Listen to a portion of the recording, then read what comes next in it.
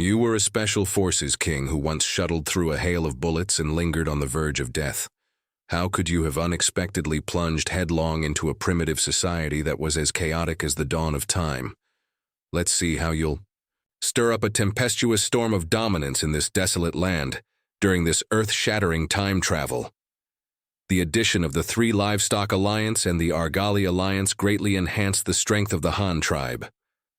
Although they couldn't relocate this year, it was only a matter of time. You personally finalized the relocation arrangements, so preparations could begin. This year's task was to first provide them with a batch of supplies, not too much, just enough to last until next spring. This way, they would be dependent on these necessities, preventing them from leaving and never returning. Additionally, a team needed to be sent to teach them Mandarin Chinese and Han characters. This team also had to be capable of protecting themselves. Even if the alliances tried to rebel or renege on their agreement, this team had to be able to escape on their own. After much deliberation, you decided to send a zongkai of soldiers. The soldiers had received your unified instruction and could be considered among the most literate in Han characters within the Han tribe. Moreover, they had undergone military training and had practical combat experience. In case of any unexpected incidents, these soldiers could be of use. With the matter settled, the next natural step was the eagerly anticipated feasting. Although there was no alcohol at present, the abundance of delicious food was more than enough to satisfy them. After the feast on the city wall, the sky quickly darkened. The air was stiflingly hot, as if brewing the biggest rainstorm of the summer. However, it didn't rain that night. It wasn't until the following day that the torrential downpour finally unleashed from the sky. The next morning, the sky was completely devoid of light. The sun, which should have long since climbed into the sky, was hidden behind dense dark clouds. Lightning flashed violently, and the wind and rain lashed down, forcing the Han tribe members to huddle inside their homes. The members of the inspection team, who were preparing the supplies they would take back, couldn't return so early either. Now that it was raining, they could take the opportunity to rest properly. For them, it was indeed a rest. But for the surveying and reconnaissance team traveling north, this storm brought disaster, an unforgettable disaster. Under the guidance of their scout, Yu Yi and his team crossed the Sancha River estuary at a shallow point and continued northward. They followed the river upstream, passing through forests and arriving once again at a region of mountain ranges. The further north they went, the higher the terrain became, as it was the upper reaches of the river. Otherwise, the water wouldn't flow down, so by yesterday evening, the group had entered the interior of the Plateau Mountains, just in time for the gathering of dark clouds and the impending downpour. Yu Yi had no choice but to lead his team in search of a shelter where they could take refuge from the rain. As luck would have it, they found a spacious cave. The cave was not empty. A pack of wolves had already made it their home. However, the team was not much smaller than the wolf pack, and they were equipped with the latest composite bows and crossbows. It didn't take long for them to exterminate the wolves. They then occupied the cave and used the wolf meat for sustenance. The rain was heavy that night. Due to their high altitude, they were closer to the sky. Consequently, the lightning, which usually seemed harmless in the plains, became terrifyingly intense. There is a natural phenomenon called lightning, and there is a type of lightning called plateau thunderstorm. Without a doubt, they were experiencing a plateau thunderstorm. The thunderous roar seemed to be right next to their ears, and the ground was shaking. Even the mountains seemed to be restlessly stirring. Yu Yi's group was hiding in the cave and couldn't see the scene outside. Otherwise, they would have been scared out of their wits. Countless bolts of lightning snaked down from the sky, striking not anywhere else, but specifically the mountain where they were hiding. The terrifying lightning struck the mountain rocks and then vanished without a trace, as if nothing had happened. The thunderclouds seemed unwilling to give up, continuing to unleash bolts of lightning upon the mountain. Finally, the mountain reacted. A tremor shook the earth and the mountain. Rocks occasionally fell from the ceiling of the cave, making it seem as if it might collapse at any moment. "Captain, look. The river water outside seems to be receding. A team member observing the situation from the cave entrance shouted to Yu Ye behind him. Impossible. With so much rain, the river water should be rising, not receding. Yu Ye immediately denied. He knew that heavy rain would only cause the river to rise. How could the water level drop during a downpour? Really, Captain, I'm not lying. Come and see for yourself, the team member insisted with a firm expression. Yu Ye, utterly disbelieving, used a wooden stick as a cane to support himself on the shaking ground as he walked towards the cave entrance. Standing behind the curtain of water at the entrance, he looked at the river's changes. What he saw shocked him. The river water was indeed lower than before the rain. No, this was impossible. This was not normal. Yu Ye screamed in his mind. He continued to observe the surroundings, trying to figure out what was wrong. Comparing the current scene with his memory from before entering the cave, he quickly discovered an even more astonishing problem, a result that was even harder for him to accept than the receding river water. No, it's not the river water that's receding, it's the mountain that's rising. Look at the opposite bank. The water level on the opposite bank hasn't changed. It's the bank on our side that's lifted, Yu Ye shouted in astonishment. Shenma? So the mountain is rising? All the team members rushed to the cave entrance in astonishment to observe the situation outside. Just then, an even more violent tremor came from within the mountain, and a continuous roar erupted from the depths of the cave. The sound was incredibly terrifying, not human, nor like any beast. It sounded more like the roar of the mountain itself.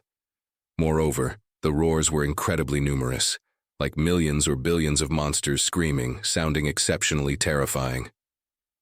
Rumble, crack.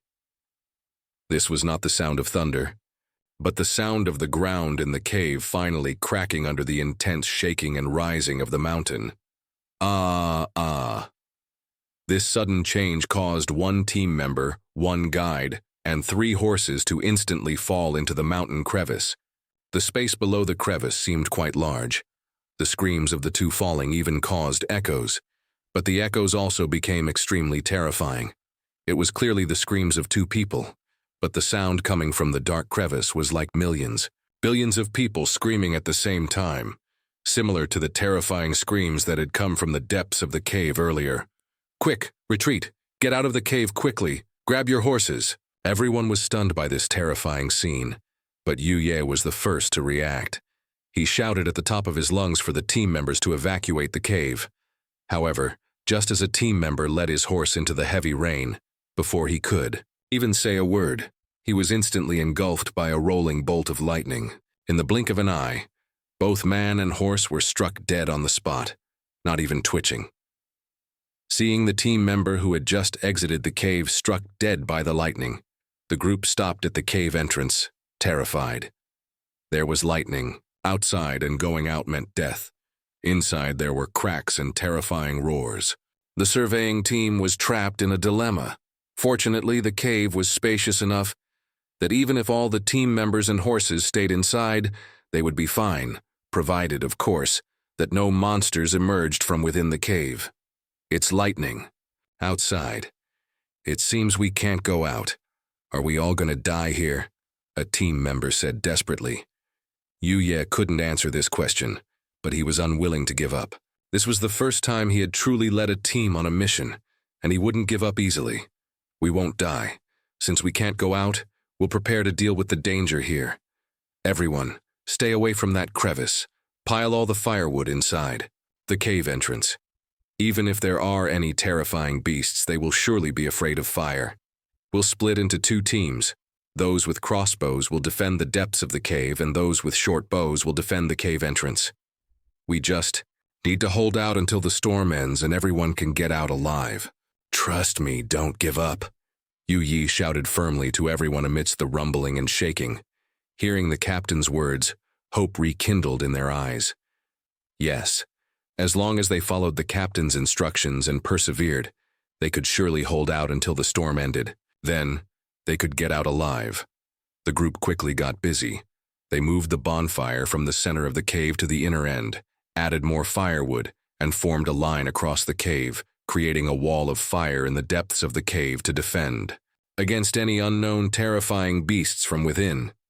Next, the team divided into two parts based on the weapons they carried, defending the cave entrance and the depths of the cave, respectively. The remaining guide was in the middle of the two, teams tending to the horses and trying to prevent them from being startled. Thus, the surviving team members endured the shaking of the mountain, the roar of thunder, and the howling of the cave, trembling with fear, until dawn.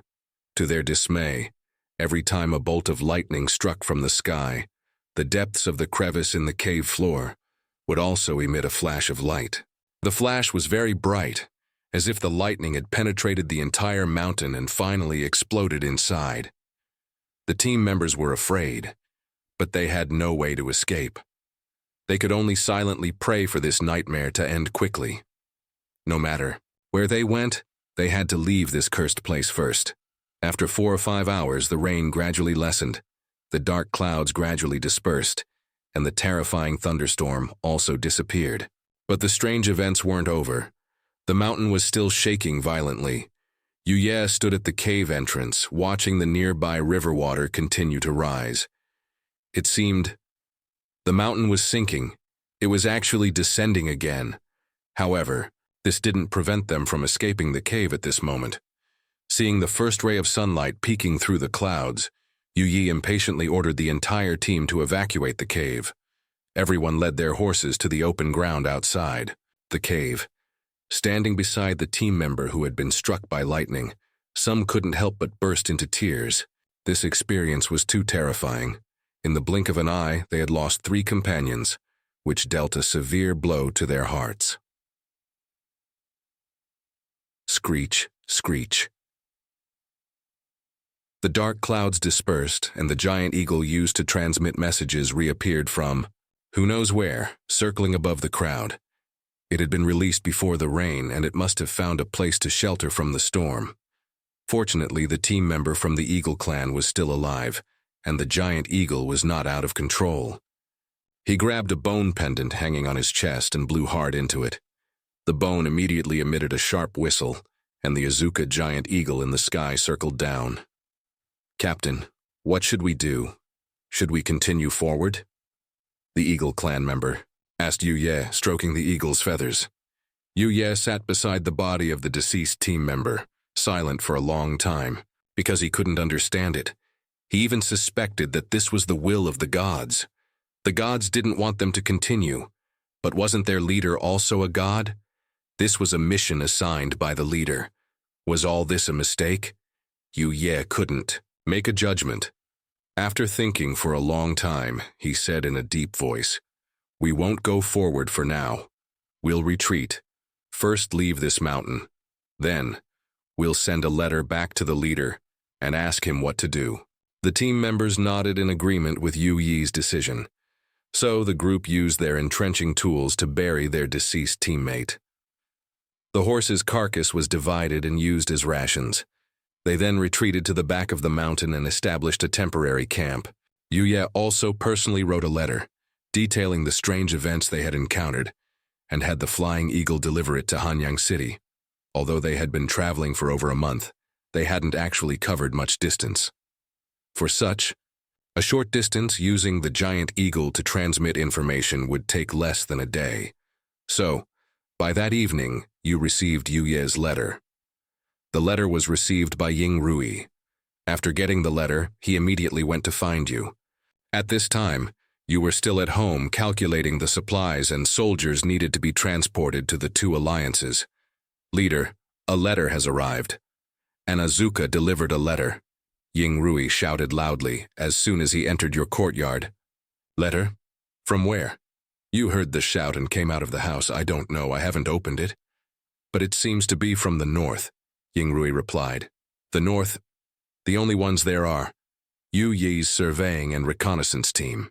You equipped them with 2 giant eagles, one of which had already returned with the inspection team. They now only had 1 left. What kind of situation had they encountered that required urgent contact? Had they already found the settlement of the cannibals? You quickly opened the animal skin letter and scanned its contents. Your brow immediately furrowed.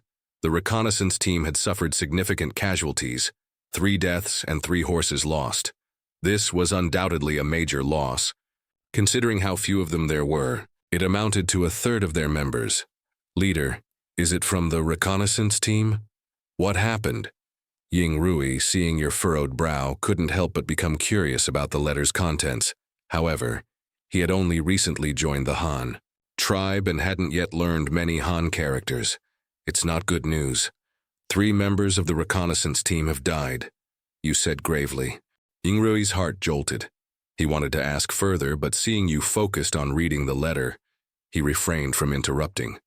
Terrifying lightning, a mountain that could rise, a huge crevice that flashed with light every time there was lightning, and countless monstrous roars. And after the thunderstorm stopped, the mountain sank again? What did this mean? Was it some kind of mystical phenomenon? Or was there a scientific explanation? You were momentarily lost in thought. You quickly grasped a few key points. A thunderstorm in a plateau region, the rising and shaking of the mountain, and after the rain stopped, the mountain returned to its original position. The crevice was certainly caused by the rising of the mountain, so it wasn't a factor to consider. As for Yu Ye's description in the letter of the terrifying roars coming from the depths of the crevice in the cave, and his suspicion that there might be something sinister down there, you automatically ignored it. Following your usual line of thinking, you would first try to explain it scientifically. If that failed, then you would explore other possibilities. Therefore, the useful conditions were thunderstorm and the rising and falling of the mountain, these 2 key points. Was it that the thunderstorm caused the water level of an underground river to surge, making the entire mountain float? You quickly shook your head, dismissing this conclusion. How much water would it take to make an entire mountain float? Even if the underground river flooded, it would at most impact the mountain, causing some slight tremors. Perhaps even the roars they heard were echoes of the underground flood currents in the mountain's interior. Having ruled out the cause of the rainwater, the remaining possibility was lightning. If analyzed along this line of thought, the flashes of light in the crevice might be explained. Perhaps the lightning was conducted into the interior of the mountain, causing some substance to undergo a physical reaction, resulting in the flashes. But this was still not the point. The key point was that the lightning caused the mountain to rise and fall. To use a more scientific term, the mountain underwent deformation. This made the information a bit clearer. Lightning caused the mountain's deformation? You had a basis for this conclusion. It wasn't just wild speculation. Yu Ye clearly stated in the letter that the mountain began to rise after the thunderstorm occurred, and after the rain stopped, it returned to its original position. This meant that the deformation process occurred when the lightning occurred, and after the lightning disappeared, the deformation returned to its original state. You tried to recall the knowledge you had learned before. In physics, the deformation of an object caused by an electric current, shouldn't this be the piezoelectric effect? It seemed that only the piezoelectric effect could explain this. Anyone who paid attention in school should know that there is a type of electrical effect in physics where applying external force to a certain class of objects can cause them to generate electricity. This phenomenon is called the piezoelectric effect. Conversely, when an electric current is directly applied to this type of material, it will cause deformation, meaning electrical energy is converted into kinetic energy. In short, the deformation of the object produces an outward force. This reaction is called the inverse piezoelectric effect. Although it sounds impressive, things that utilize this piezoelectric principle are everywhere in our lives. We encounter them casually every day. For example, those 1 UN plastic lighters. When we press the button on the back, the lighter instantly releases a spark of several thousand volts, igniting the liquefied gas that is sprayed out.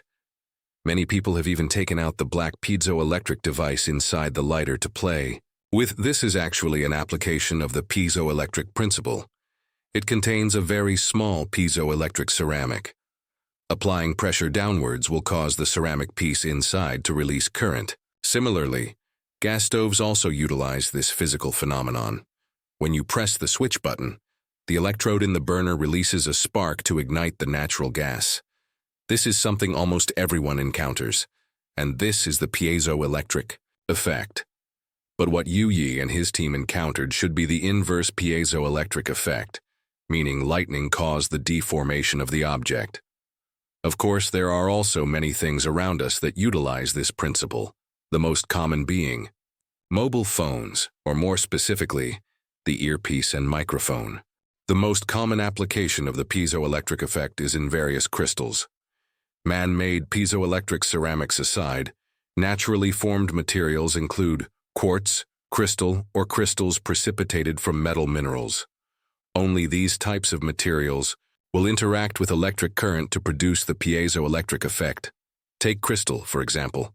When an electric current is passed through it, it will produce violent vibrations or slightly enlarge. Similarly, applying a certain force to crystal can also cause it to generate electricity. Moreover, crystal is very sensitive to force and electricity. For instance, if you cut a crystal into a thin slice with a diameter of 3 to 4 millimeters and a thickness of a few tenths of a millimeter, connect positive and negative electrodes to it, and then connect it to other electrical appliances to create a circuit. If you place this device in a location and a bee vibrates its wings a dozen meters away, this vibration can be captured by the crystal slice. The crystal slice, due to the force of the air vibration, generates electricity, which is then displayed on the electrical appliance as the frequency of the vibration. With a few sets of these devices for comparison, you can detect the size, direction, and even distance of the target object. Doesn't it sound like sonar and radar? In fact, this is an application of the principle of the piezoelectric effect. Similarly, this device is also used in microphones.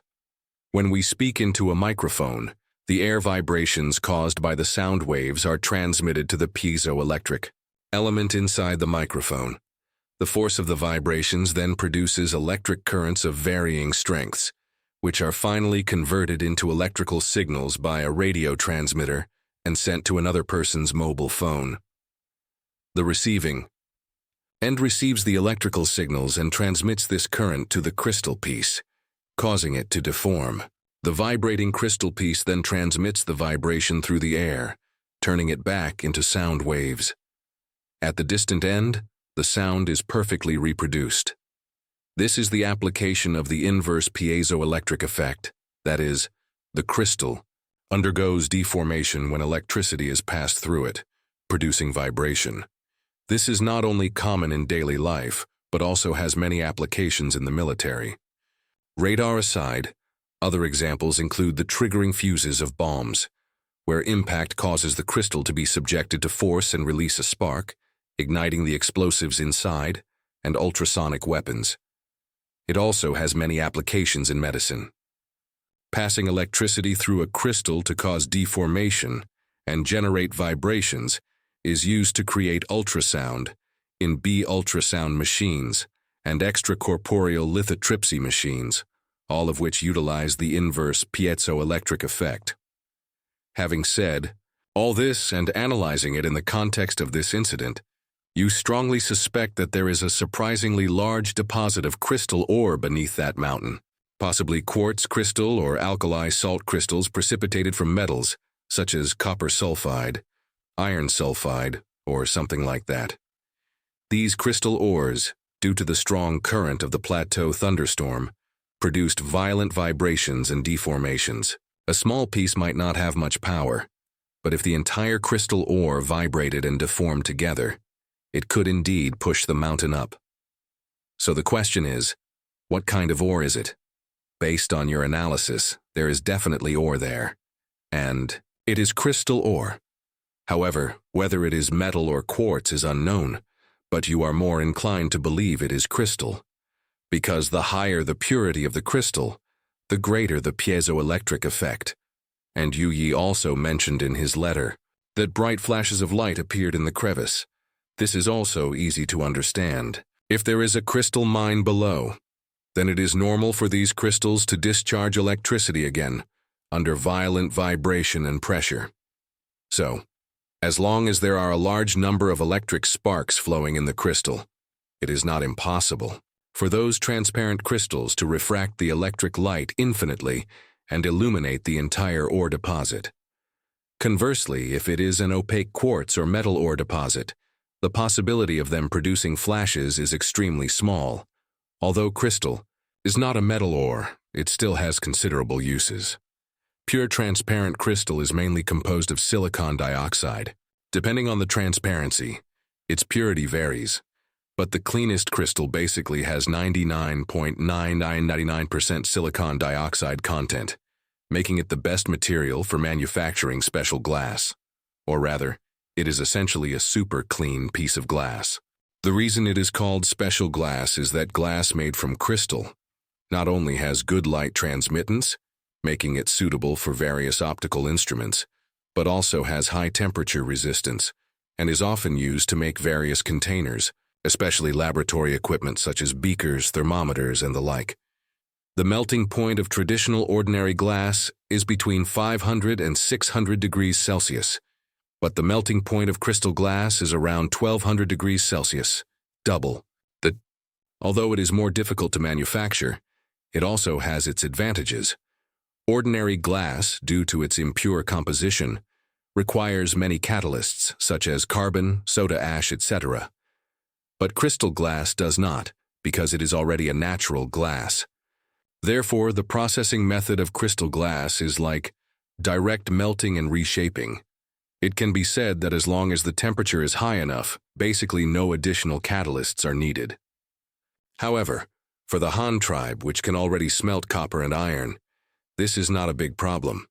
But the biggest problem now is that it is still uncertain whether it is a crystal mine, because all this is just your speculation. Having figured out the key to this, you immediately wrote a reply to Yu Ye. In the letter, you first expressed your condolences for the sacrificed team members and said that you would take care of their families, asking Yu Ye to bury the dead on the spot. Then, you mainly explained that there were no gods or demons in that mountain, but rather a crystal mine. The anomalies of the mountain shaking and rising and falling were also caused by lightning striking the crystals, telling Yu Ye not to be afraid. Secondly, under the premise of ensuring safety, it was best to explore the cave further to see if they could find 1 or 2 pieces of crystal to bring back as samples. Then they should continue their reconnaissance and must find the gathering place of the cannibals. Finally, you asked Yu Ye in the letter if he needed any supplies, of course. Only things that were not too heavy, so that he could have the giant eagle deliver them directly to him. The letter was sent out that evening. The giant eagles have strong night vision, and they have lived near the floating island for a long time, so they are quite sensitive to geomagnetism, meaning they have a good sense of direction. This is why you dared to let them deliver letters at night. The morning after the letter was sent, Yu Ye received your reply. This also relieved the entire surviving team. At least it proved that they could still contact the tribe. Although they were thousands of miles away, they still felt that the entire tribe was behind them, and they were not fighting alone. This feeling was very good, especially for a group of people who had just experienced a disaster. Nothing is more frightening than fear and loneliness. Yu Ye quickly read your reply and explained it to the other team members.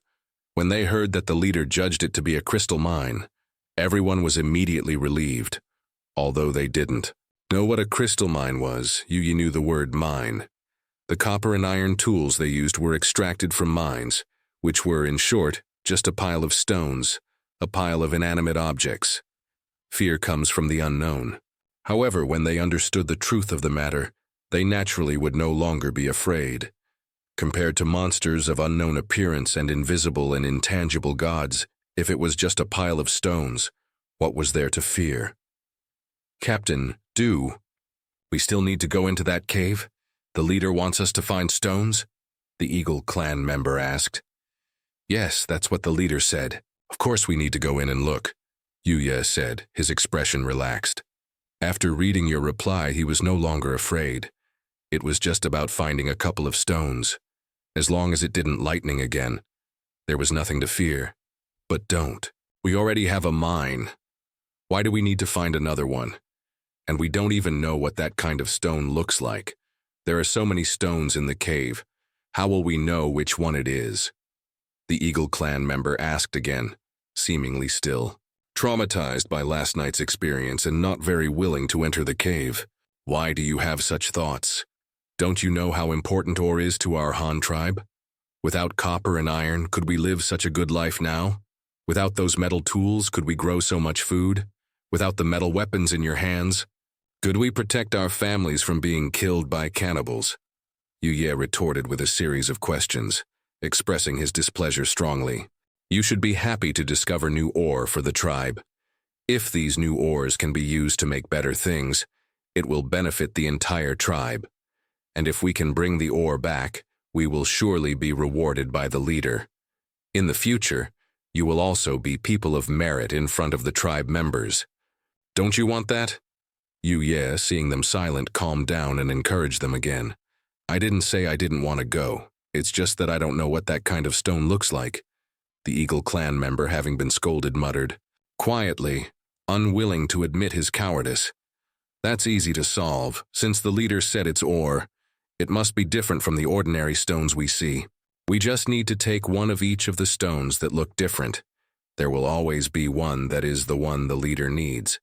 We can take them back to the leader to see. Yuye immediately decided. All right, then when do we go in to find the stones? Of course, as soon as possible. But you don't have to worry. You don't have to go in this time. Leave a few people outside to guard the camp. Just watch our horses. I'll only take 2 people. A total of 3 people will go in. Even if there is danger, it will prevent us all from being wiped out, Yuye said firmly. After a short preparation, Yuye selected 2 team members to enter the cave with him again. The remaining people would stay outside and guard the camp. They didn't even need to go out hunting. The horse, meat and wolf meat alone were enough for the whole team to eat for a while. If that wasn't enough, the giant eagle could also help them hunt. So the group didn't bring any dry food at all. Yuye and the other 2 were also lightly equipped, all with long knives and entrenching tools. One was equipped with a short bow and arrows, and the other 2 had makeshift short spears, plus a large number of makeshift torches, 2 animal skin bags, and a small amount of dried meat and water. The 3 of them then began to head deep into the cave, and far away in the southern Hanyang city, the members of the inspection team were still preparing the supplies they needed to take back. Of course, during this preparation time, they could also continue to learn more about the Han tribe. In the morning, you also sent a flying eagle letter to Shu Da in the new city, ordering him to dispatch 2 xiaoqi of soldiers back to Hanyang city. You had another task for them. These 2 xiaoqi, together with the 2 xiaoqi who had previously gone to mine graphite, could be temporarily organized into a zongqi for use. They would be divided into 2 teams and sent to the 2 alliances to carry out tasks until they returned together next winter. With these arrangements made, in addition to continuing to wait for news from Yuye, you had many other things to do. The construction of the school building was still in full swing. You didn't need to manage this, but he needed to personally arrange the matters of pasting window paper and making writing tools. The first batch of more than 1,000 sheets of paper couldn't cover the windows of many houses, but as the leader, you naturally enjoyed them first. You arranged for people to brush the paper with tongue oil, repeatedly brushing it several times, and then letting it dry thoroughly before using it to paste the windows. This process would take 2 or 3 days. You didn't have time to focus on such small matters. He had other things to do, such as making pencils, brushes, ink sticks, inkstones, and clay seals. According to your plan, for the brushes, a batch of Xiaokai brushes made of wolf hair would be made first. The wolf hair could be directly plucked from wolf skins, and the pen shafts would be made from cut arrow shafts, that is, the thorns of the cannibal trees. Let the tribe members prepare these first, and then you would guide them in making them. In addition, there was the mass production of ink sticks. This time it was different from the temporary ones made before. To have more materials for making ink sticks, a special kiln for burning pine soot would be needed. This kiln did not need to be very complicated, just a simple combustion chamber and a long chimney. And this chimney could not be too small. It must be able to accommodate a person walking. By piling a large amount of pine wood into the combustion chamber and igniting it, letting the pine soot be discharged along the chimney, the oily soot in the pine soot would adhere to the chimney wall. Finally, only clean smoke would exit from the vent. By repeating this process several times, a thick layer of soot could be scraped from the chimney, even directly shoveled. Finally, these soot would be collected and mixed with glue made from deer antlers or antelope horns to form ink mud like clay. Then it would be pressed into long rectangular ingots in wooden molds and dried. When using it, just add a small amount of water to the inkstone and then grind the ink stick in it to dissolve it. This would produce dark ink, just like in the story of Wang Xiji practicing calligraphy and using up 18 vats of water. Actually, that water was used to make ink. As for the inkstone, in order to popularize education, it was naturally impossible to use luxurious materials and craftsmanship. You were preparing to leave it to Quasi to do. Just use clay to fire a batch of coarse pottery inkstones. The material was cheap, and the production was simple, similar to the cost of a brick. Ordinary people could afford it.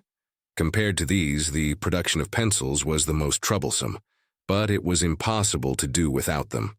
Drawing blueprints with pencils could not be replaced by brushes, so no matter how difficult, they had to be made. First, the graphite and clay needed to be crushed and ground into powder. This could be solved with hammers and millstones. Then, the two powders were mixed with water in proportion and kneaded into a clay ball. Then, they were squeezed into the shape of a pencil lead. For this, you needed to make an extruder first. Of course, this wasn't very difficult either. In fact, its principle was the same as making hele noodles. Make a cylinder, install a mold head with small holes at the front, and then put the dough in. From the other end, use a wooden hammer or something else to squeeze the dough out. Finally, what is squeezed out of the small holes in the mold head is thin noodles.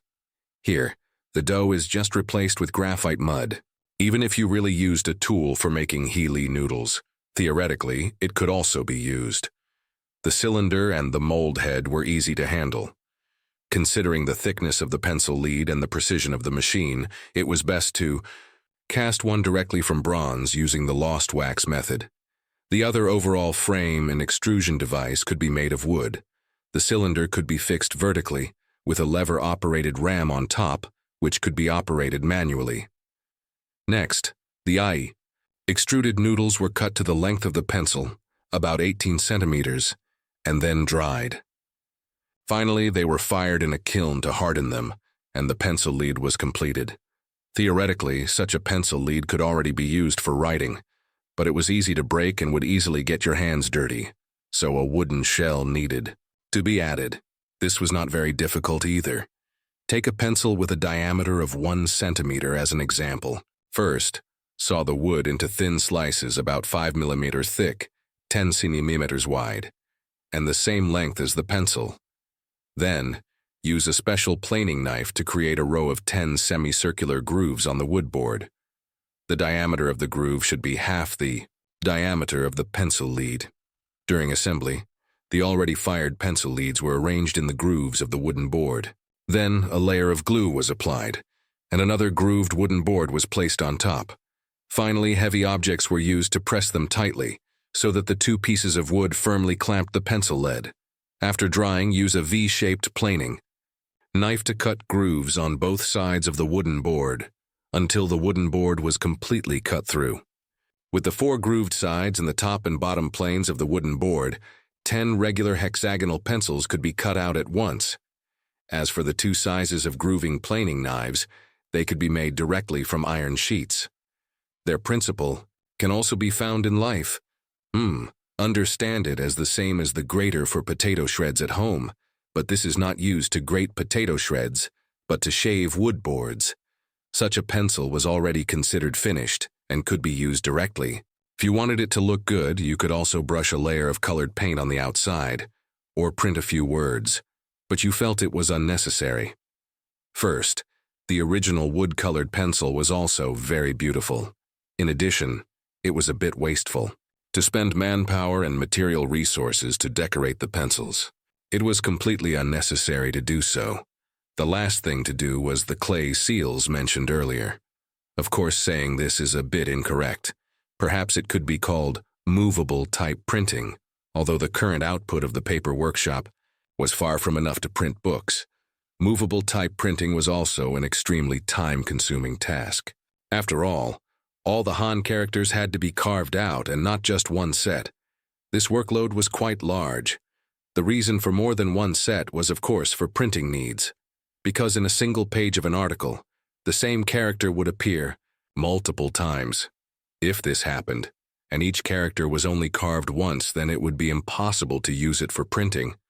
And not only that, but there were also different sizes of characters. Each character needed to be carved out in several CCs. There was also one last difficulty, that is, writing reversed characters. As we all know, movable type is actually no different from a seal. To print the characters correctly, the seal must be reversed. And currently, this work, except for you, no one else could complete it. But this work was still a problem for you. Your brush calligraphy was only average. Writing normally was passable, but writing in reverse was a nightmare. Trying to copy something was also very difficult, because the pressure of writing with a brush on paper was very small. So you thought about it and decided to use the kind of ink-permeable Juan paper to write the characters normally first. When the paper was thin, the ink would penetrate the back of the paper. Then you could practice according to the characters on the reverse side. So he gave Quasi another task, asking Quasi to use clay and kaolin in a 7.3 ratio to make light brown mud ingots. First, grind the soil finely. Mix the two evenly and then knead them into mud. Finally, make them into rectangular mud blanks of different specifications, and then dry them for later use. After the characters were carved, they would be fired together, which would only take half a furnace at most. After making these arrangements, you were free again. You sat under the pavilion built in the courtyard and began to think about the current construction plan. You had already spent 3 winters in this world. In a few months, when autumn came, he would usher in the 3rd year of his journey through this world. The previous plans had changed due to various factors, so he also needed to adjust the construction direction appropriately. Judging from the current situation, the Han tribe had no concept of territory. Although the tribe members could go anywhere, there was no clear indication of where the Han tribe's territory was, so it was time to enclose land. The benefits of enclosing land were obvious. As long as clear territories were divided, land resources could be used more effectively. Whether it was military defense, farming, or grazing, the utilization rate of land could be enhanced. The reason why this was not done before was that, firstly, there were not so many people at that time, and secondly, there was no need. With a small population, it was impossible to develop so much land. But now it was different. The population of the Han tribe would soon exceed 20,000, and even more next year. Continuing to use this tribal management method was no longer appropriate, so it must be changed. The construction project in Hanyang City is nearing completion. It is estimated that, at the latest, the final school and mansions will be fully built by early autumn. Then only simple decoration tasks will remain. At that time, apart from the daily farming, most of the Han tribe's labor force will be freed up. This also gives you the opportunity to enclose land. You need people to work, so you must always remember the governing principle of people-oriented. Yes, that's it. Previously, a plan had already been made for the Han tribe to expand outwards by establishing strongholds and then building villages within the territory, formed by connecting these strongholds, making maximum use of the land instead of keeping everyone inside the city. With the increase in population, houses and farmland will only increase. For locations far from the river, the Han tribe also has wheat to plant, ensuring the utilization of these lands instead of relying solely on the river like now. Especially with the addition of 2 tribal alliances next year, The Han tribe will gain another 4,000 people. You already have an idea for the placement of these people. They will become the first nail driven outward by the Han tribe, and will also be the beginning of the transition from public ownership to private ownership. These 4,000 people are equivalent to the residential population of Hanyang City, and obviously cannot continue to be crammed into Hanyang City. Therefore, they will become the first step in the Han tribe's outward expansion. You plan to set up the first stronghold at the entrance to the valley north of the mountain behind Hanyang City, which is the place where the cannibal tribe was. First ambushed and where the wild horses were captured. That place can be said to be a naturally formed pass. There are high mountains on both sides and a long and narrow valley in the middle. The narrowest point is only about 700 meters wide. If a rammed earth city wall is erected there, and a village of 4,000 people is placed behind the city wall, then these people, relying on advanced weapons, will be enough to block any enemy coming from the north, forming a solid barrier for Hanyang City. In this way, if the enemy wants to invade the Han tribe from the north, they can only break through the city wall, advance along the waterway, or take a long detour from the northwest to the west of the Han tribe. But it will be impossible to directly penetrate deep. In addition, the distance from the valley to Hanyang City is only 2 or 3 days' journey. However, this is the distance measured by foot. If riding a horse, it would only take an hour or two. If a solid road is built, the round-trip time between the two places will be shortened again. If a hard road suitable for horse-drawn carriages can be built, it may be possible to reach the valley in an hour by carriage. It doesn't sound very far, but the span between the two places is at least 50 kilometers. Such a large area will be directly incorporated into the Han tribe's territory. Whether it is used to settle residents or for farming, it is a safe area that can be protected by both the valley and Hanyang City. If it is used to settle people, even a city wall is not needed. Moreover, the various resources in this mountain forest will be better developed, such as timber resources and animal resources. In addition, the Daioki cannibal tree, which is extremely important to the Han tribe, is also within the scope of this territory. After the village is built, it will be completely incorporated into the Han tribe's backyard, and the Han tribe will no longer have to worry about the cannibal tree being destroyed or utilized by the enemy. You have even thought of the name of the Valley Village. Just like Tuoguling, it is named after the events that once happened there, plus its specific function. You have decided to name this place Fumaguan. First, because wild horses were once captured there. Second, because it is a pass used to defend against enemies, naming it Fumaguan is most appropriate. Finally, as mentioned earlier, the first step in the transition from public ownership to private ownership will also start from this place. The residential population of Fumaguan will be 4,000 people, but you obviously cannot throw all the 2 newly relocated tribal alliances over there. That would be almost the same as letting them be independent. A group of newly surrendered tribesmen were not able to live in Hanyang City, and they do not have a deep understanding of the Han tribe. If you directly put them in Fumaguan, they might think that you don't regard them as your own people. In other words, they have not yet developed an identity with the Han tribe, have not had time to develop national pride, have not regarded the Han tribe as their own tribe, have no national consciousness. And similarly, it is not conducive to your control over them, which is equivalent to directly enfeoffing them with a piece of land. And this, of course, is not acceptable. Therefore, you will directly break up these 4,000 newly surrendered people and mix them with the existing tribesmen of the Han tribe, so that the assimilated tribesmen can influence them by their side. But this is obviously difficult. It is easy to let the newcomers move into Hanyang City. After all, no one will object to moving directly from the original broken place to such a high-class city. But the population limit of Hanyang City has been reached, and there is no extra space for them to live. In other words, some residents need to be moved out of Hanyang City. But in this way, a problem arises. The original tribesmen are living well in Hanyang City, where everything is convenient.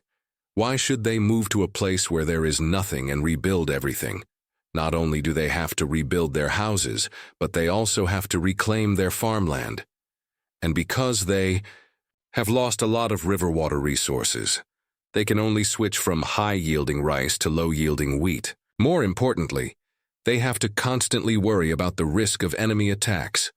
Only a fool would be willing to move out of the city, but it is definitely not feasible not to move out.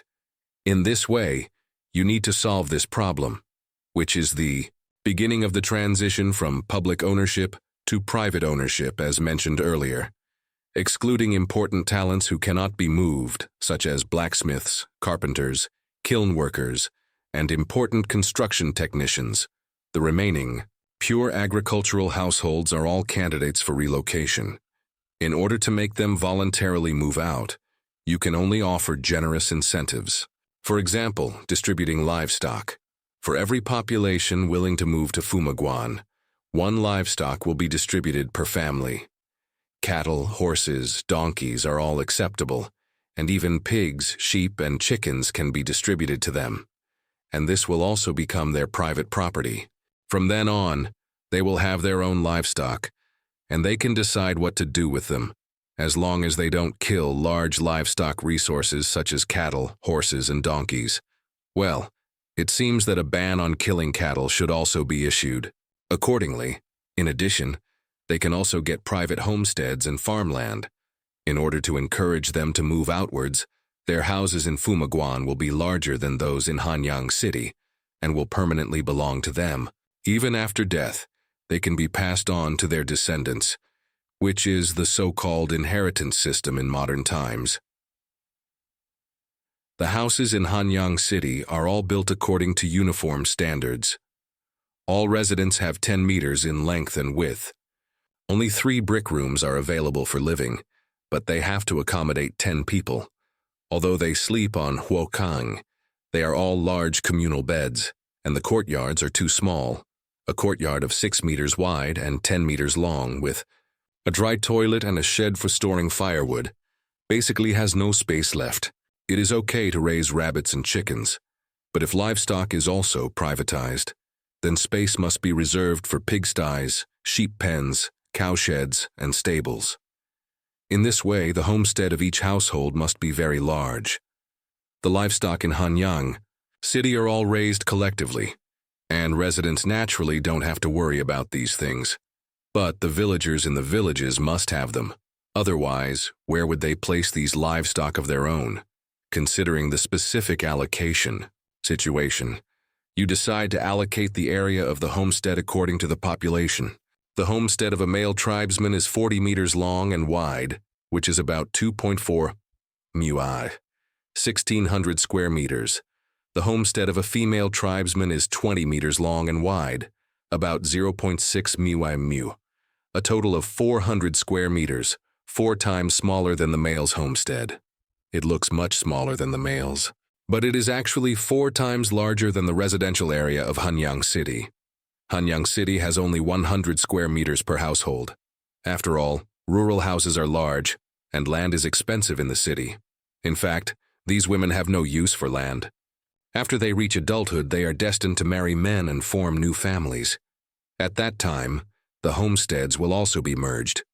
Otherwise, they cannot build another house in other places. After all, the couple must live together. The reason for distributing land to women is actually to balance the status of women. Even if the two cannot live together and get divorced, the woman has her own place to live. After getting used to the modern system of equality between men and women, you naturally do not want women in your territory to become inferior. The ancient concept of male superiority and female inferiority will not appear in your great Han Empire. Women have their own houses and farmland. Whether they live, farm, raise livestock, or work in the textile factory in the city, they can support themselves through their own labor. Independent women will not be oppressed. With such a foundation, the status of men and women will naturally be equal. As for compulsory measures, you don't have to worry about them at all. As long as your basic planning is in place, society will naturally evolve into what he wants. After the homesteads are allocated, the next step is farmland. This is mainly determined according to the output. You can't just report a number and force it. The main crop to be planted in Fumaguan will be wheat. Therefore, the land allocated to each person must produce enough to support themselves. This cannot be calculated accurately at present. It needs to be calculated based on the newly expanded wheat production this year. Therefore, the specific amount of land allocated to each person can only be determined, and there is no rush this year anyway. However, one thing to note is that farmland and homesteads are different. As a place that can produce grain, it is naturally impossible to give it to them for free. Therefore, the output of these farmlands must also be subject to agricultural taxes. That is, a part of the grain must be handed over to the tribe. After the beginning of private ownership, having their own land will definitely change their minds. They will feel that they have separated from the tribe, that they can support themselves, and that they have nothing to do with the tribe. This is of course not acceptable. By paying taxes, they can realize that they are still a member of the Han tribe. They must not only manage their own family affairs, but also contribute to the tribe, because they are, after all, members of the Han tribe. People should not forget their roots, and they must always remember who created such good living conditions for them. As members of the Han tribe or citizens of the empire, they have the right to enjoy the protection provided by the empire, but they also have the obligation to contribute to the tribe. Farmers hand over grain, merchants hand over business taxes, and the people must serve in the military. These are all obligations and responsibilities that a legal citizen should bear. The implementation of the private ownership system in the village of Fumaguan is also a pilot project in your plan. Once the private ownership system can be successfully operated, or if any problems arise during the process, he can also adjust in time, so as not to plunge the entire tribe into chaos. Finally, after the operation is mature, it will be promoted to the entire tribe. After all, you have no governing experience in your previous life. The things you know are limited to the historical records you have learned, or your life experiences. But it is certainly not feasible to directly copy the modern set. Each era has its own particularities. In this process, some errors will inevitably occur. As long as the problems are discovered in time and corrected in time, it will be fine. In addition, in order to make these policies effectively implemented, personnel supervision is inevitably needed, that is, so-called government officials. Secondly, it is necessary to introduce corresponding laws, so that both the people and officials can abide by the law and understand the law, and officials cannot act arbitrarily. Judging from the current policies alone, they involve land management, taxation, household registration, agricultural cultivation, animal husbandry, and social security. It is undoubtedly a huge problem for you to sort out a set of effective methods and select suitable candidates. But fortunately, there is still time. It will take at least half a year for the two alliances to arrive. It should be almost possible to plan completely. Just as you were starting to get a headache about forming a government, Yu Ye and the other two, holding torches, also walked deep into the cave. This was a naturally formed cave. The entrance was not high, only a little over 2 meters, and one could reach out and touch the top. But its horizontal area was very wide, more than 10 meters long. From a distance, it looked like the slightly open mouth of a large mountain. The Yuan cave was infinitely deep. A few torches could only illuminate a distance of 2 or 3 meters around them in the dark rock cave. The ground was covered with rubble, and the walls on the sides felt wet to the touch. It seemed that the deeper part must be very damp, and there might even be an underground river. However, the few people did not hear the sound of water. "Captain, look at this stone, is it the one? It looks yellowish, different from the stones outside." The team member with the short bow picked up a yellow stone the size of an egg from the ground and asked Yu Ye. The bottom of the stone was dark gray, no different from the stones on the cave wall, but a different material grew on the side, covered, with yellow and brownish stripes looking like tiger skin. I haven't seen this kind of stone either. It looks very different. Let's put it in the bag first, and we'll go further and see. Yuye brought the stone to the torch and looked at it, and immediately decided, "Oh, but Captain, I always feel that we are walking downwards. I don't know how deep this cave is." The bow-wielding team member put away the stone and asked doubtfully, "If you ask the captain, he doesn't know either. We are all in here for the first time. If the chief was here, he might be able to tell you. Our chief is an omniscient wise man." Another team member with a short spear said with emotion, "Yes, the chief is far away in Hanyang City. He knows there is a mine below just by looking at the letter. Of course, he is a wise man. Don't just talk, pay attention to your feet. It's not easy to walk here. Be careful, don't break your ankle." Yuye, walking in front, replied without looking back, "Yes." The few people walked down the winding cave for a while, and the cave became narrower and narrower, but the width was still very wide, like a crack in the mountain, connecting the mountain's belly from the outside. Before long, Yuye, who was walking in front, discovered an anomaly. The yellow light from the torch illuminated the cave, and the entire cave wall reflected a dazzling light. With the flickering of the flames, those flashes would also flicker constantly. "Wow, what kind of stone is this? It's so bright it looks so beautiful." It must be very beautiful if taken to the sunlight. But this thing can be made into a necklace.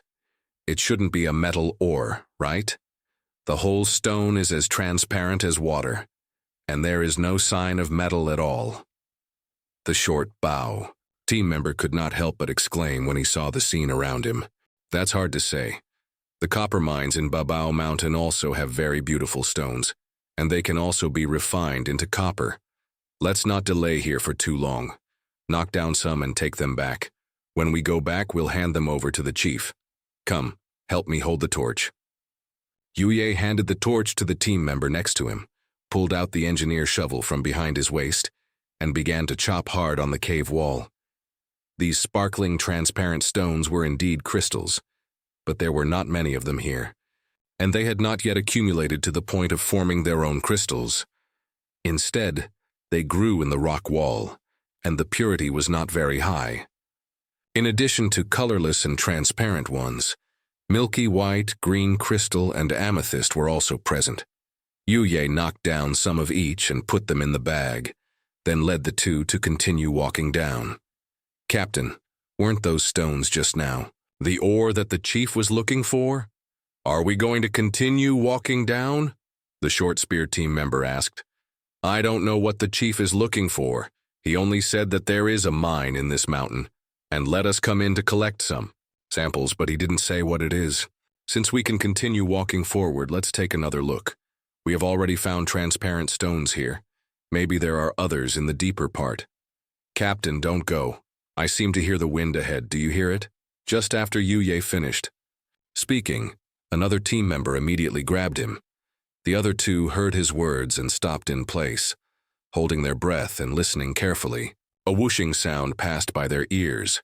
It was indeed the sound of wind, and they had been moving and hadn't noticed it, but now that they stopped, the flames on the torch also began to swing slightly backward, indeed being blown by the wind. Well, there is really wind. This mountain must have more than this one crack. The wind should be blowing in from other mountain cracks. Let's continue to move forward. Be careful, and hold your weapons. Yuye instructed the two. The three people started to move again, turned a corner along the mountain crack, and their eyes suddenly lit up. A huge cavity suddenly appeared deep in the crack, with an area of more than a dozen football fields. But there was no flat ground here, but it was full of transparent crystals like giant swords. Dozens of giant swords grew together, forming clusters of crystals. The largest ones pierced straight to the top of the cave, like pillars supporting the cave. There was indeed more than one entrance in the cave, and there were many cracks in all directions. Moist air poured in from those mountain cracks, actually forming a flowing wind here. There were also several cracks in the high dome, and even sunlight shone down obliquely from above. Beams of light shone on the dense crystal clusters, and after repeated refractions, the entire space lit up. Although the brightness was not very high, it was enough for them to see the whole picture of the mountain's belly. My God, the chief is really a god. How did he know that there is a mine below, and it is such a beautiful ore? Is this really a stone? It is probably a treasure that only gods can have. Yuyi looked at the peculiar scene formed by the crystal vein in front of him and couldn't help but sigh. Captain, look at the crack above. Do you think it might be the crack we saw at night? Could the flashes we saw above be emitted by these transparent stones? The team member holding the short spear looked at the dome of the cave and couldn't help but guess. Who, Captain, is that you? Come and save me. Shh. Someone? Did you hear a voice? Yuye suddenly raised his hand, stopped the two from continuing to speak, and listened carefully with his ears tilted. Captain, it's me. I'm Zongshi, who fell from above. My leg is broken. Come and save me. I don't want to die here. Woo woo woo woo. A faint cry for help and weeping spread around, and at the same time entered the ears of Yuye and the other two. Hiss. The three took a deep breath. They all heard it this time. It was actually the team member who fell down before he was still alive. How did he survive such a high vertical drop and only broke his leg? I'm Yuye Zongshi. Where are you? Don't be afraid, I brought people to save you. No matter how the other party survived, it's good that he is still alive. The rest can be asked after the person is rescued. Captain, it's really you. I'm here. Come and save me. Zongshi heard the response, and his desire to survive suddenly became stronger. He was sitting in the accumulated water at the bottom of the cave, leaning his back against a huge crystal pillar. Next to him was a dead horse corpse, but the meat on its neck had been cut off by him. For more than a day, he relied on drinking the accumulated water in the cave and eating raw horse meat to survive until now. Although he knew that he could not move and the hope of escaping was basically zero, the survival instinct still made him do so. Fortunately, his luck was against the sky. He didn't fall to his death directly from above. There was water and meat below. Even if no one came to save him, he could last for about half a month. Now the captain actually brought people down to find him, which made him cry with joy. The way to live was right in front of him. He no longer hesitated, picked up his engineer's shovel from his side and kept hitting the crystal cluster next to him. In the empty cave, the sound of dang dang dang immediately pointed out his location. To Yui and the other two. Listen, it's Zongshi knocking on the stone over there. Let's go quickly. Everyone be careful. Yuya once again instructed the two behind him. Yes. The three began to slowly approach the place where the sound came from, and soon the accumulated water on the ground submerged their calves. The cold accumulated water poured into the leather boots, making the three of them grit their teeth. But even so, the few people did not intend to take off their boots, because the seemingly transparent water was not empty. The bottom was also full of broken crystal fragments, which could scratch the soles of the feet if one was not careful. Fortunately, they still had standard military boots. Otherwise, it would be impossible to pass here. The three walked all the way to Zongshi, and when they encountered crystal clusters, they directly knocked them down, abruptly opening up a path. Captain, wow, you finally came to save me, woo woo woo woo. Zongshi couldn't help but cry loudly when he saw the three of them walking over with torches. He was only 14 years old this year. He thought he would never survive, but he finally waited for the captain's rescue. I see you, brother. Don't cry. We'll take you out. The three of them were also pleasantly surprised to see Zongshi, who had escaped death and quickened their pace to come to his side. Zongshi was sitting in the accumulated water. His clothes were all soaked, and there were many cuts on his clothes, which should be small abrasions. One leg was stretched out weakly in front, and there was no obvious bending. He said that his leg was broken, but it should not be completely broken, and the possibility of a bone fracture was high. Yui first comforted him for a while, and then personally carried him out. The other two also searched nearby, found the iron tools that had fallen, and took 2 transparent crystals and put them in their bags. The 4 of them started to return together. A few hours later, the 4 finally returned to the camp. Zongshi also changed into clean clothes. His broken leg had been fixed with branches, and he was holding a bowl of hot soup and telling the others about his experience.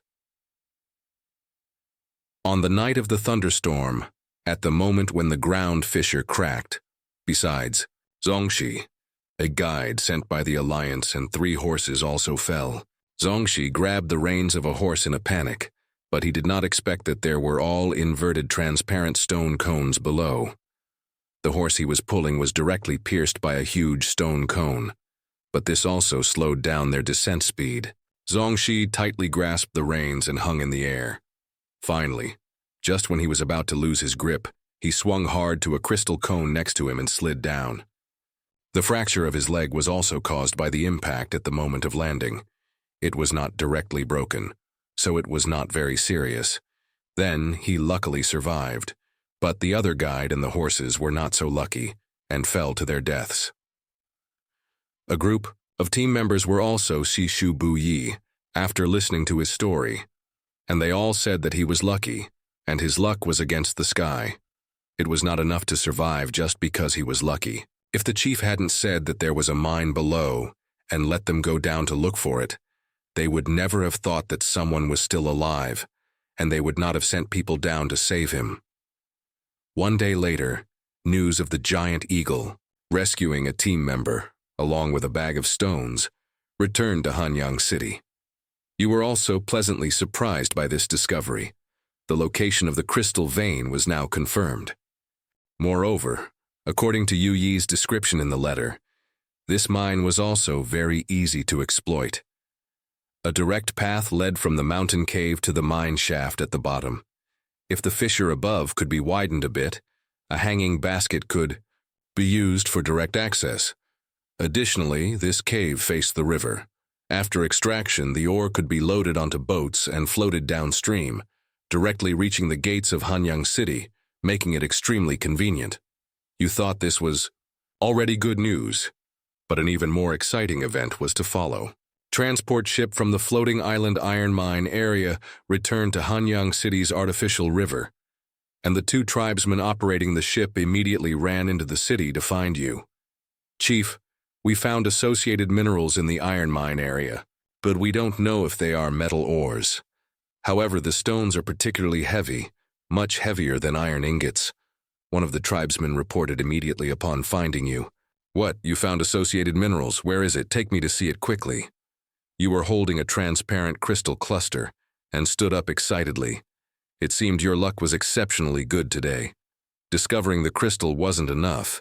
The iron mine area had also yielded an unexpected harvest. The 2 immediately led you to the water-powered mill outside the east gate. The newly arrived iron ore was being unloaded, ready to be sent to the mill for processing into powder.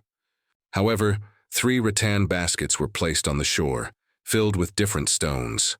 One type was the familiar flaky pyrite, also known as iron sulfide, which was normal to find near magnetite. Another type was a dark gray crystal, looking like a piece of coral with no metallic luster on its surface. It indeed looked different from iron ore, so it was understandable why they called it an associated mineral. You picked up a piece of coral, and it felt exceptionally heavy. Based on this alone, you could determine that it was definitely a heavy metal mineral with a density greater than iron. However, you couldn't determine what metal it was, but it was certainly useful. The last type was a light gray stone, shimmering with a grayish-white metallic luster. The crystals within were shaped like perfect cubes, and it was also very heavy. It was immediately apparent that it was a heavy metal, silver gray, much heavier than iron, with cubic crystals, and also relatively soft. You could scratch it with the crystal, even shaving off fragments. This almost certainly confirmed that it was Galena, the crystal form of lead sulfide. Galena has a long history of use. As a metal with a melting point of only about 300 degrees Celsius, which can be melted even in a clay pot, it was undoubtedly utilized earlier than copper. As early as the Shang dynasty, people had already mastered the method of smelting lead. At that time, weapons made of lead, called lead dagger axe, even appeared. Moreover, because Galena exhibits a strong metallic reflection on its surface, it is very easy to identify. Additionally, Galena reserves are also very large, making it a very common mineral. However, none of this was the most important. The important thing was that Galena was not only used to produce lead metal. Due to its formation, similar to silver, both being types of hydrothermal deposits, that is, formed by volcanic lava deposits, galena, or lead sulfide, is often associated with silver sulfide, even coexisting. The main component of galena is 86.6% lead, with some containing 1% silver. Therefore, in ancient China, this mineral was also often used to extract silver. As for the method of separating the two, it couldn't be simpler, utilizing the difference in their melting points. That is to say, at around 300 degrees Celsius, lead will melt first into a liquid state. At this time, the lead is collected, and then the temperature is further increased. When the temperature reaches 1000 degrees Celsius, the liquid metal that appears again is silver. The discovery of lead metal didn't have much use for you at present. Firstly, you didn't need to make bullets or shells. Secondly, as the main raw material for lead-acid batteries, it was completely unnecessary now. The remaining use was to make bronze alloys. Adding a small amount of lead to copper alloys can enhance the fluidity of the molten alloy, which helps in casting finer patterns or complex and small parts. For example, bronze cast without lead is very rough, while the surface of the finished product after adding lead will be very smooth, and it can also cast hair-thin patterns. Of course, this use is not very significant. Besides being used to manufacture bronze alloy bearings, it was mainly used in ancient times to cast coins. Most copper coins contain about 5% lead, which helps to cast clear characters or patterns. This is the main reason for adding lead. Otherwise, the casting might only result in a rough copper plate. The former use was not very important to you. You had decided to gradually recycle bronze ware. The Han tribe's steel production was sufficient to support the entire tribe's needs. With better performing iron tools, the use of bronze was greatly reduced. Recycling bronze and using copper as a precious metal to make coins had become an inevitable trend. The emergence of lead Zhenghao made up for the shortcomings of coinage.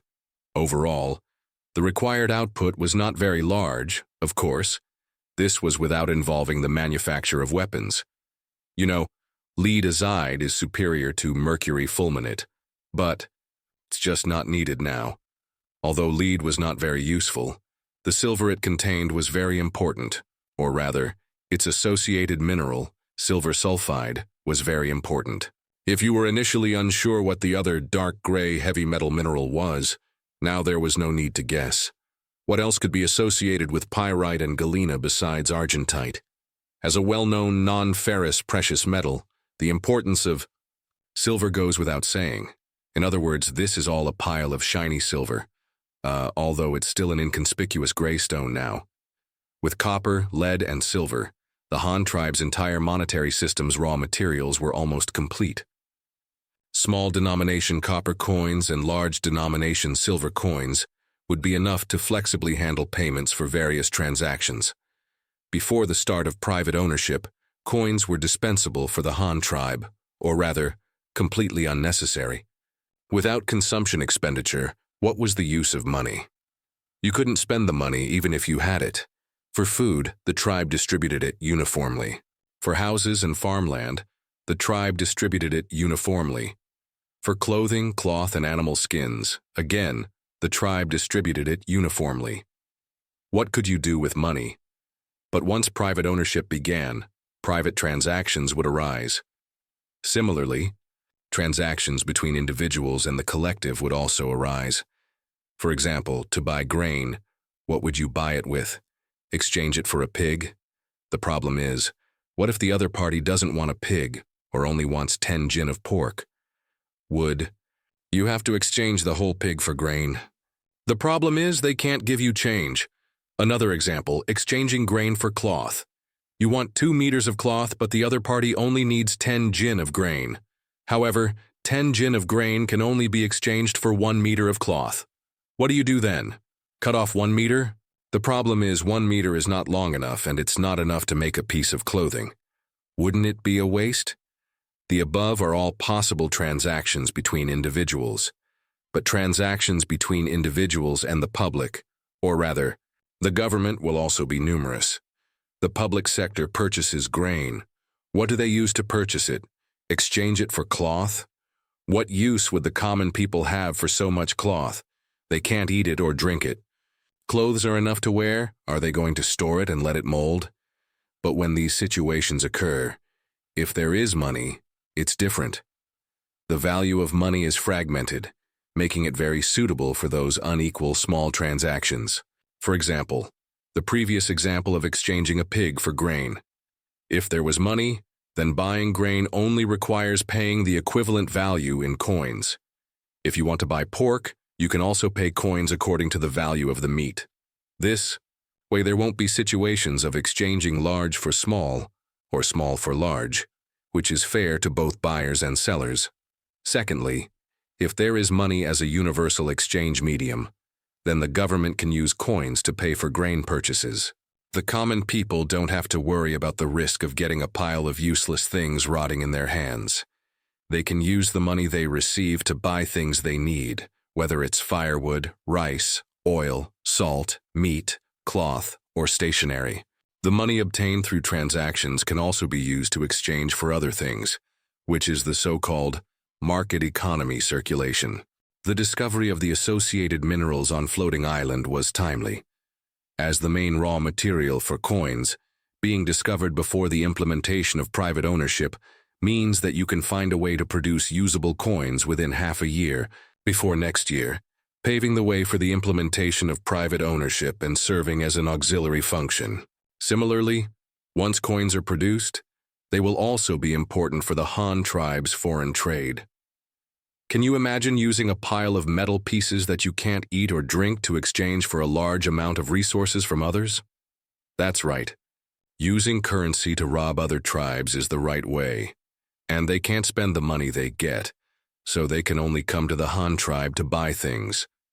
In this way, you, who control the right to issue currency, undoubtedly control everyone.